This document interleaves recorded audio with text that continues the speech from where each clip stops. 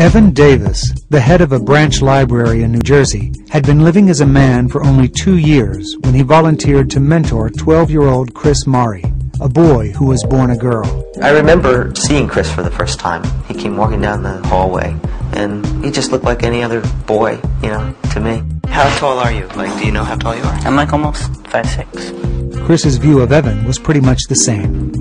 He seemed nice, and I thought he looked like a man, just like me.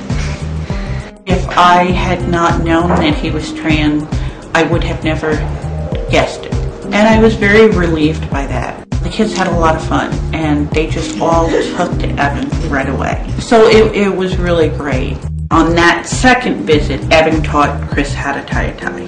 And that was really cool, because Chris really wanted to learn how to tie a tie and be able to wear a tie, and Evan showed him how to do it. So those kinds of things then started happening. Very nice. Finally. Yes!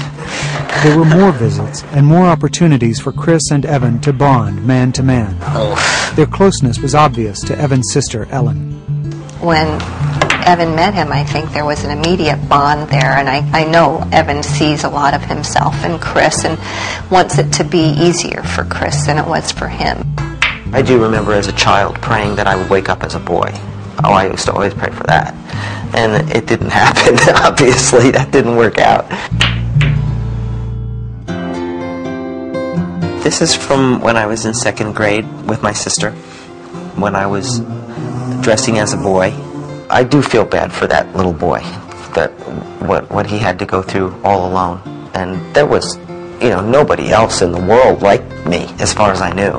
When Evan was a child, admitting to anyone that he was transgender would have been too shocking. Even tolerant parents like Evan's did not want to talk about it. It was an unspoken, ghost in the room. We knew that something was different there.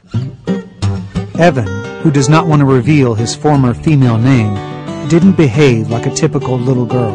Whenever I had a doll, the first thing I did was cut off its hair, give it a boy's name, and it was a boy.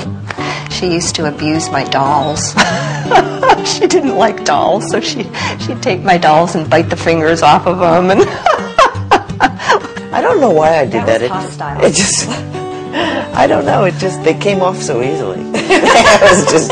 We arranged for Ellen, Evan's older sister, to travel from Colorado to visit him and discuss his childhood. When he was very young, maybe, 6, 7, 8 years old, Evan used to dress like a boy.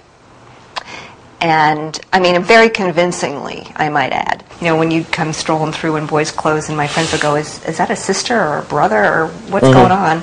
That was embarrassing to me when I was younger, but, you've always been different.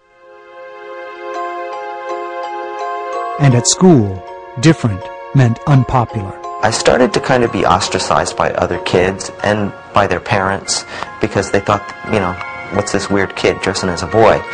So after a while, the pressure from that got to be a little more than I could handle because I got absolutely no support, from anyone. So I stopped it. I just buried it. I didn't talk about it. But Evan still felt like a boy, and when puberty gave him a girl's body, that feeling continued to torment him. For me, the breasts were the absolute worst. I couldn't stand that. It was... I wouldn't look at myself in the mirror without a shirt on. That's how bad it was. He thought they were awful. It was like he was embarrassed. He didn't want them.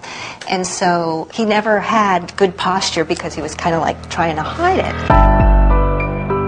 But Evan was a girl by any standard definition, and he made an effort to behave like one. He felt he had no choice. In high school, he even tried to date boys.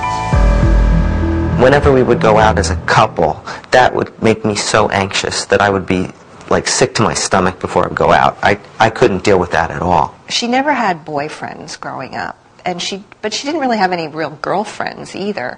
But there was a point when she thought maybe she was gay, but that wasn't it. As a teenage girl, Evan lived a lonely life, disconnected and dismayed that his body wasn't masculine enough. Then, like now, he wanted more brawn. I worked out till I was exhausted, and I did get more muscular.